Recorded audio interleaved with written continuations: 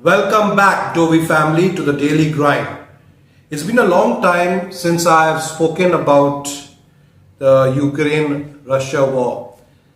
Since they're having the peace summit taking place in Switzerland, and I don't know what kind of a peace summit this is going to be, where Russia is not being invited to the peace summit.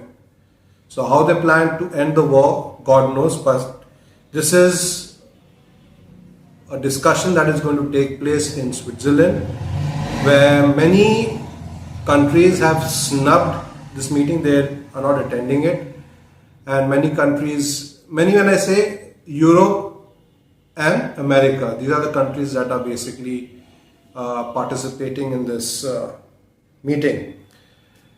Now there are two peace meetings that are taking place. Taking place in the sense, one is taking place, one is going to take place.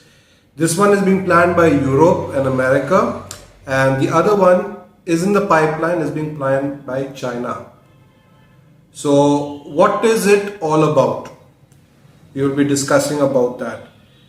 Now, as we all know it, that Russia has come up with certain demands that they're not ready to budge with. They say, in order for the war to stop, Ukraine has to cede the territories of Luhansk, Donetsk, Kherson, Zaporizhzhia, and the Crimean region. Sorry if I mispronounce certain names, but these are Russian names, it's difficult to catch on with.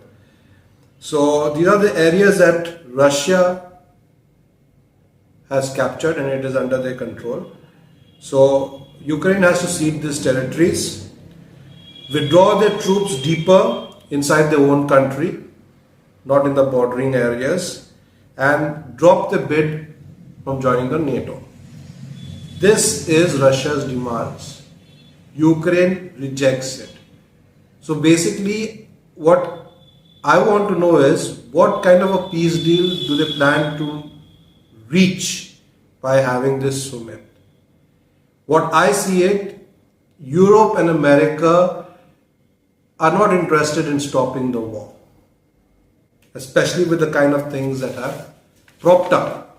Now, as we know it, 300 billion US dollars of Russian assets were froze, which means that they cannot have access to it,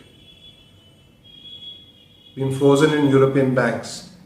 Now, that 300 billion US dollars Russian assets, it creates on interest when it is kept over there for a period of time, 3 billion US dollars yearly earnings it gives. So look at the smartness of Europe and America. They plan to give a 50 billion US dollar loan to Ukraine, not from their pockets, but from Russian assets. This is totally illegal, but then that's what's going on. Now, some of the members have even pushed for Russians' assets that were frozen to be handed over to Ukraine completely. But then that would be controversial and will likely require some clearance from the courts and also could represent violation of international law, which it is. Currently, even if they do this, it is illegal because the terms and conditions are simple.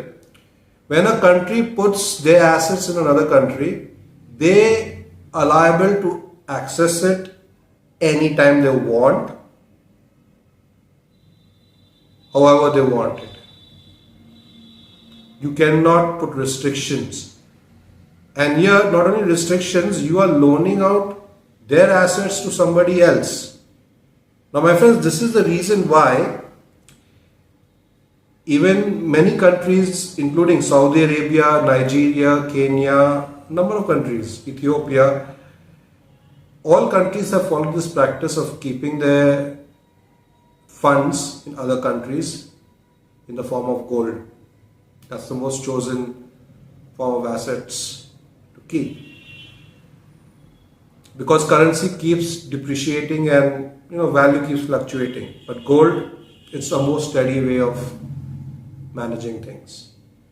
Seeing what is happening over here, that is the reason why most of the countries are asking for the gold back. And which is the reason why even India, recently we had asked for 100 tons of gold to be returned to India, and it was returned to India. Many people, were rejoicing of the money that is being returned back to India without knowing the history or what it's all about. The assumption was, our gold was stolen and now it's been returned back. No, these are assets of the government that we keep in international banks.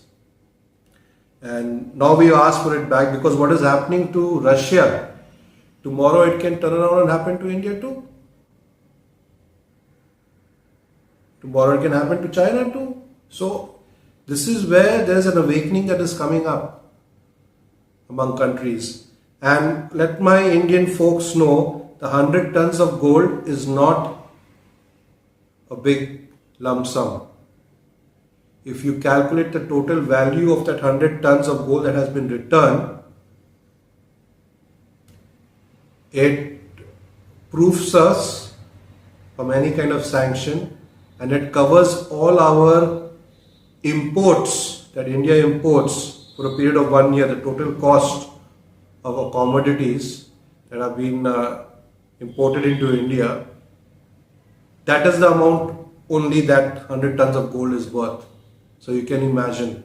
I say we require at least 8 to 10 times of this amount of gold back in India. And if we don't have it, we should start accumulating gold. Because it's very easy it's been 28 months now since the war, Ukraine and Russia war that has taken place.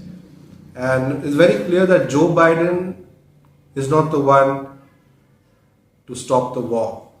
This is only igniting, more flames. Now,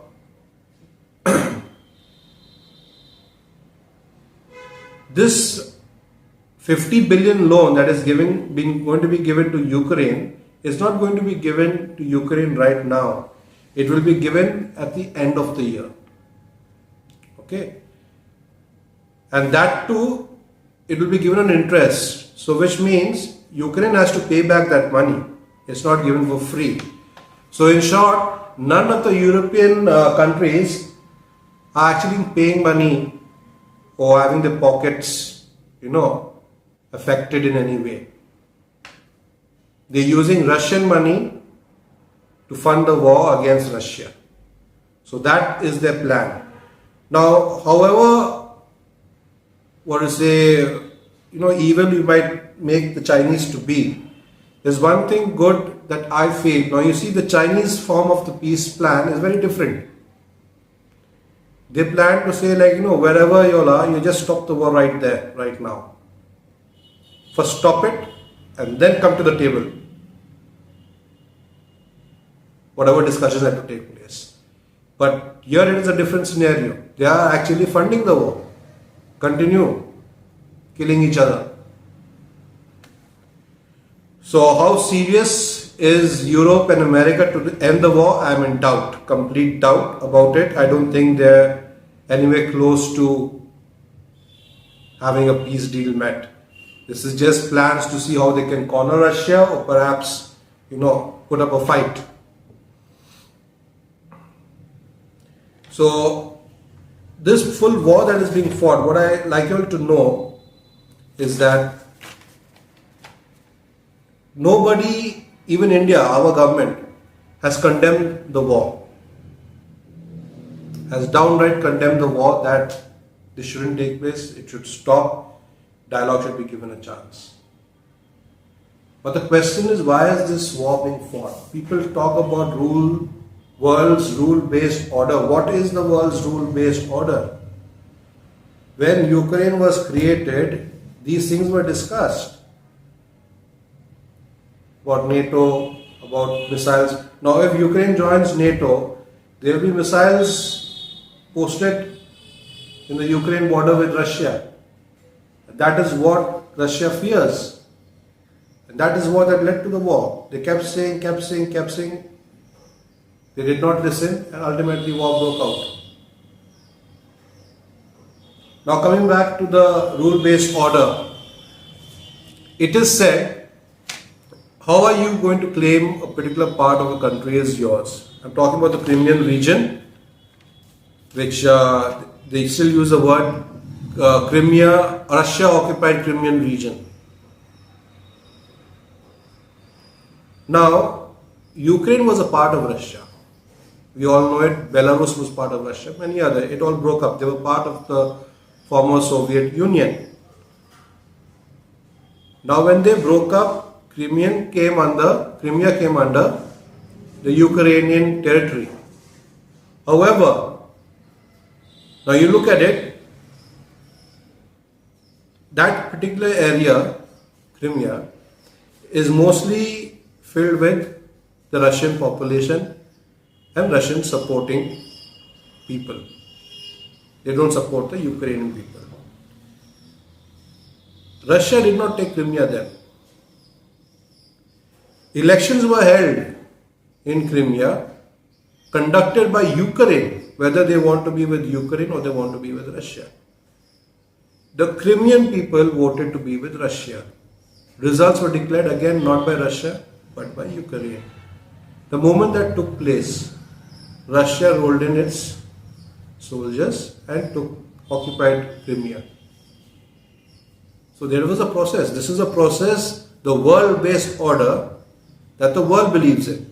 So if Russia followed the rules, the laws of the United Nations, how can you call it an illegal occupation of the Crimean region? Something to think about. Now we claim Kashmir as a part of India. How do we claim it? Because the Maharaja of Kashmir, Jammu and Kashmir at that time, acceded to India. So we have documentation. That's how we claim it's ours. That is also rule-based world order. This is also rule-based world order. So the West and America need to know they cannot create rules based on their interests and what suits them. Now what is happening with the financial system? Russia's assets, it can happen to any country. And that is one of the reasons I would say why India has brought back its gold. And second, it's under discussion still that the BRICS nations are coming up with their own currency, which is most likely going to be gold backed. So all the BRIC nations are busy shopping for gold right now, accumulating the gold. And that is seriously a very good asset to bet on. Safest. That's all for today, my friends. See you next time. Those who haven't subscribed to this channel, please subscribe below. Like this video, share this video so that we can help grow this community more. Take care and God bless.